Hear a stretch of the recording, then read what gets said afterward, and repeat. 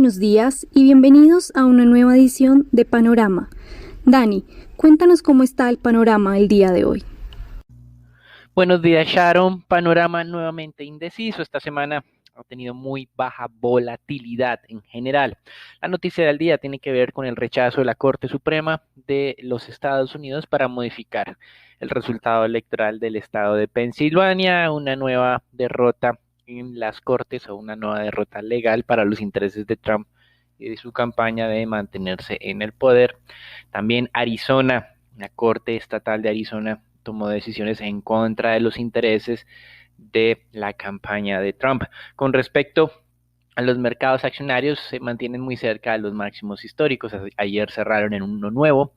El movimiento fue muy pequeño, pero pues un nuevo máximo histórico. Mientras tanto, continúa el proceso de vacunación en el Reino Unido con una advertencia para aquellas personas que sufren significativamente de alergias. Parece que están teniendo reacciones negativas con respecto a la vacuna de Pfizer, pero continuará el proceso de vacunación y mañana se espera que la FDA dé la autorización en los Estados Unidos para el uso de esta vacuna de acuerdo a filtraciones de un reporte hacia la prensa.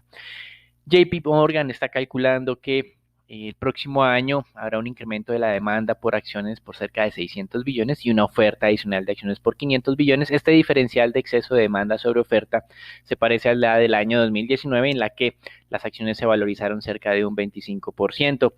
Y con respecto al tema de divisas, estamos viendo estabilidad también del dólar el día de hoy, con un índice de XY abriendo la jornada en cerca pues a los 90,8 unidades, 90.84 más exactamente, y el índice de monedas de América Latina en los 45,06. Se mantienen los esfuerzos para lograr un acuerdo del Brexit. Hoy el primer ministro británico se reunirá con la cabeza o la líder de la Unión Europea, en la que espera pues destrabar la situación. El mercado sigue siendo optimista. Libra esterlina está cotizándose por encima de los 1.34 libras por dólar. El euro también está por encima de los 1,21. Y el día martes el mismo gobierno británico, que había aprobado una ley que podría de alguna manera darle la autoridad al gobierno de modificar los acuerdos del 2019 para el tema del Brexit con respecto a la frontera irlandesa, pues el día martes decidió derogar esas cláusulas para de alguna manera destrabar la situación de la negociación. Como hemos manifestado, pues tendremos hasta el 31 de diciembre para ver qué ocurre. Y la canciller alemana, para mostrar el pulso entre la Unión Europea y el Reino Unido, afirmó que su país estaba preparado para una salida del Reino Unido sin acuerdo. Veremos qué ocurre. Mientras tanto, en materias primas, el Brent sigue muy cerca a los $49 el barril.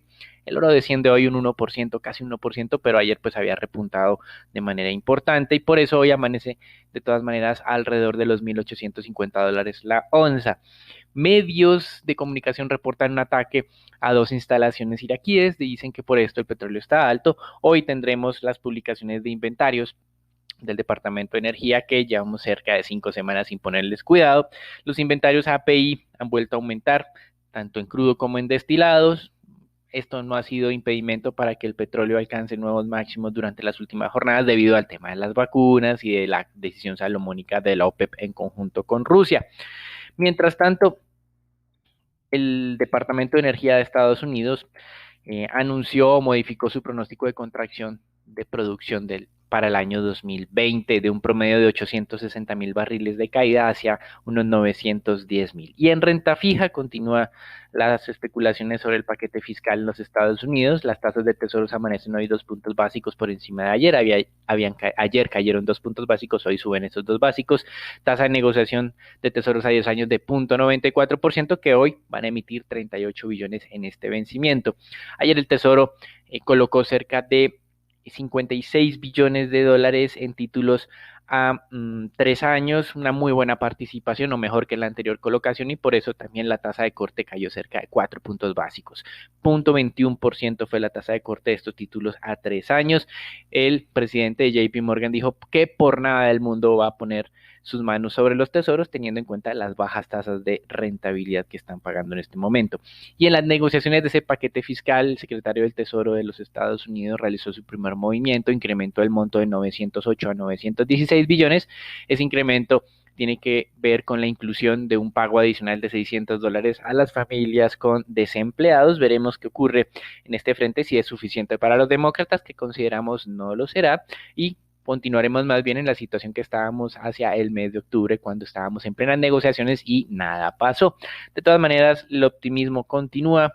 Y pues hay que entender que el mercado espera que antes del 20 de enero se pueda tener este nuevo paquete fiscal. Mientras tanto, en Europa, el indicador de expectativas de inversionistas en Alemania, el ZEW, subió más en diciembre de lo anticipado. Esa cifra o ese indicador estaba en 39 unidades en el mes anterior. El mercado esperaba que fuera de 46 y subió a 55. También Europa ajustó su cálculo de contracción del tercer trimestre del 2020 año a año, no anualizado, sino en su comparación de tercer trimestre de 2020 frente al tercer trimestre del 2019, pasó de menos 4.4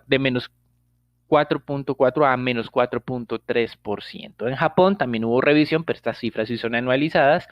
De tercer trimestre había sido un crecimiento de 21.4%, es decir, esto casi que hay que dividirlo entre 4 y la comparación es frente al segundo trimestre de este mismo año y no el del tercer trimestre del año pasado. Por eso, como el segundo trimestre había sido tan negativo, una contracción anualizada del 29%, pues esto nos está mostrando que todavía falta por recuperar y ponerse en los niveles del 2019. Mientras tanto, en China, unos importantes datos de precios al consumidor. Por primera vez desde el 2009, se está registrando deflación en este país, pero al igual que lo que ocurrió en los últimos años, todo se debe al comportamiento de precios de alimentos y específicamente la carne de cerdo.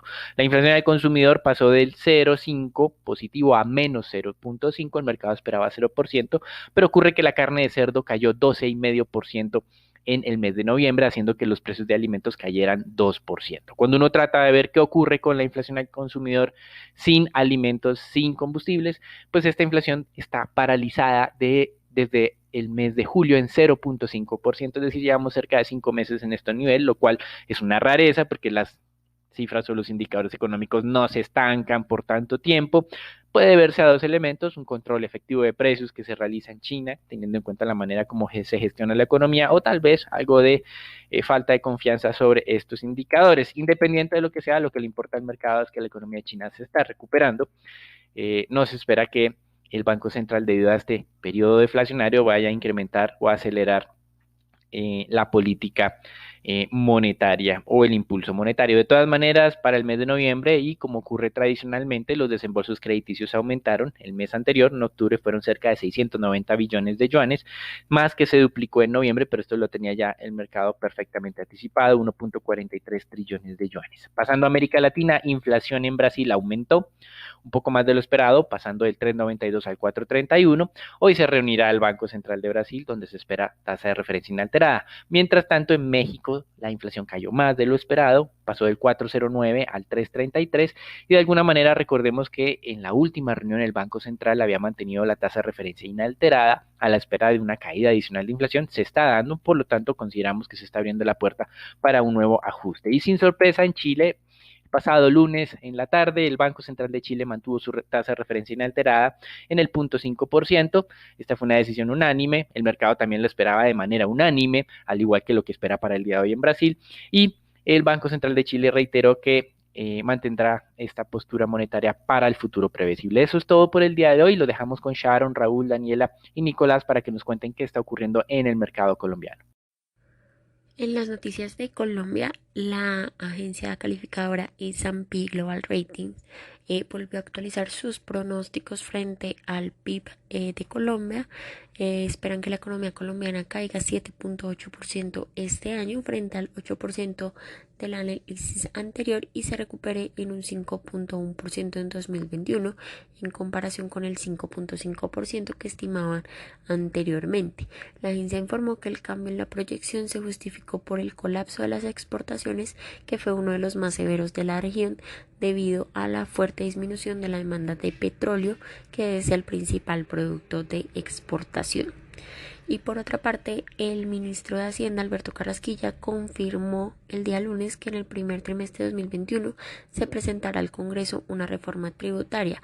El ministro explicó que la pandemia causó un doble efecto en las cuentas del gobierno, por lo que espera que entre enero y febrero la misión de expertos que está estudiando los incentivos que deberían desaparecer finalice su análisis y se proceda con la presentación del proyecto. Y para finalizar, de acuerdo con medios locales, la Corte Constitucional habrá declarado como inconstitucional el artículo que creó la sobretasa de 4 pesos por kilovatio consumido para los estratos 4, 5 y 6 del país, con el objetivo de financiar a Electricaribe. Esta decisión surte efectos inmediatos y hacia futuro y será aplicable al respectivo periodo de facturación que inicie con posteridad a la fecha de notificación. Así las cosas, la sobretasa que ya asumieron los hogares colombianos de estos estratos 4, 5 y 6 no deberán ser devueltos por parte de las empresas que prestan el servicio de energía eléctrica. Esto sería todo por las noticias de Colombia. Raúl, cuéntanos qué pasó en la jornada anterior en el mercado accionario local. Muchas gracias, Dani, por parte del mercado accionario local. El Colgap mantiene este rally luego de confirmar los 1.300 puntos y el día del lunes logra confirmar los 1.350 puntos con camino libre a aproximarse a los 1.400 puntos ante la parcial entrada de agentes extranjeros al país. Se negociaron 131.000 millones de pesos, donde la acción más negociada fue Preferencial Bancolombia con un flujo cercano a unos 19.000 millones de pesos. La más valorizada fue ISA con un 7,3% y la más desvalorizada fue Promigas con un 1,9%. Consideramos que el buen comportamiento se mantendría el día de hoy, aproximándose a los 1.400 puntos ante estas noticias positivas en cuanto a las vacunas en el Reino Unido. Por la noticia, Cemex Latam Holdings informó que interpuso a la Superintendencia de Sociedades de Colombia una demanda mediante la cual solicita que se declaren los presupuestos de ineficacia y subsidiariamente la nulidad e inexistencia a la capitalización en especie realizada por Cemex Colombia a la zona franca cementera del Magdalena Medio, Sonam, en diciembre del 2015. La demanda se fundamenta en algunos de incumplimiento a la ley comercial en el proceso de capitalización atribuibles a la administración de la época. A su vez, por otra parte, la Junta de Cementos Argos dio permiso para realizar diferentes operaciones de crédito por más de 500 millones de dólares en 2021. Por el lado desde el punto de vista accionario, la acción de ISA realizó un nuevo máximo histórico el lunes y se ubica por encima de los 25.000 pesos, favorecido principalmente por un incremento del apetito por la especie ante esta entrada por parte de agentes extranjeros y también posiblemente descontando lo que serían posibles transacciones bastante atractivas desde el punto de vista de adquisiciones inorgánicas por parte de la compañía. Consideramos que pueden ser niveles atractivos de toma de utilidad, donde los precios actuales como tal estaría incorporando información no pública del mercado, por lo cual la razón de esta subida, la incertidumbre sigue siendo alta y no hay nada como tal oficial desde el punto de vista del por qué fue esta subida. De igual forma, la acción de la vivienda se sigue viendo impulsada por incremento del apetito por parte de los agentes extranjeros, vulnerando los 31.000 pesos y dando mayor espacio a mantener la senda de ganancias. Consideramos que a pesar de que la incertidumbre del sector sigue siendo alta, las provisiones estarían descontadas hasta el momento en el nivel de las acciones. Bueno, Nico, cuéntanos cómo amanece el dólar el día de hoy. Buenos días, Raúl, muchas gracias. Soy Nicolás de Francisco y vamos a hablar del dólar. En la jornada del lunes, el volumen transado fue de 848 millones de dólares, una disminución superior al 21% con respecto al viernes de la semana inmediatamente anterior. La tasa de cierre fue de 3.490 pesos, donde el peso colombiano se devaluó en 69 puntos básicos con respecto a su par estadounidense. El precio medio durante la jornada fue de 3.485 pesos con 86 centavos, el mínimo alcanzado de 3.467 pesos y el máximo de 3.496 pesos con 9 centavos. Para el día de hoy esperamos soportes entre los 3.490 y 3.480 pesos y resistencias entre los 3.500 y 3.510 pesos. Los dejo con Sharon para los temas de renta fija. Muy buenos días, Nico. El mercado comenzó a asimilar esa sorpresa inflacionaria del mes de noviembre y la curva T/R se desvalorizó cerca de un básico y medio por oferta de agentes alrededor de varios nodos de la curva, Por su lado, la curva TSUR mantuvo la relativa estabilidad, se desvalorizó menos de 0.5 puntos básicos por desvalorizaciones del segmento medio y largo, mientras que el segmento corto se valorizó respondiendo a este mayor espacio de política monetaria que genera entonces esta sorpresa inflacionaria. Los 24 se valorizaron y cerraron en 3.58%, mientras que los 28 se desvalorizaron hasta 4.94%. Por el lado del mercado de deuda corporativa, se volvió a experimentar muy baja liquidez, se operaron cerca de 172.000 millones de pesos nomás a través del sistema transaccional y 360.000 millones por registro. Lo más transado fue tasa fija del 21 e IBR del 21. Continúan sonando las sugerencias para una reforma tributaria durante la primera parte de 2021, que es según el gobierno nacional, necesaria para mantener la estabilidad fiscal del país y subsecuentemente el grado de inversión crediticia, que es bastante relevante a la hora de exigir prima de riesgo en el mercado de renta fija. Ya para el día de hoy esperamos entonces que se mantenga la estabilidad en el mercado de deuda local en línea con este buen ambiente internacional generado por avances en la aplicación de vacunas y la esperanza de un nuevo estímulo fiscal en Estados Unidos, que un poco sopesado con la continua oferta de títulos por parte de varios agentes del mercado, mantendrían un comportamiento lateral en la jornada del día de hoy. Eso fue todo por nuestro panorama indeciso del día de hoy. No olviden suscribirse y seguirnos en nuestras redes sociales. Que tengan buen día.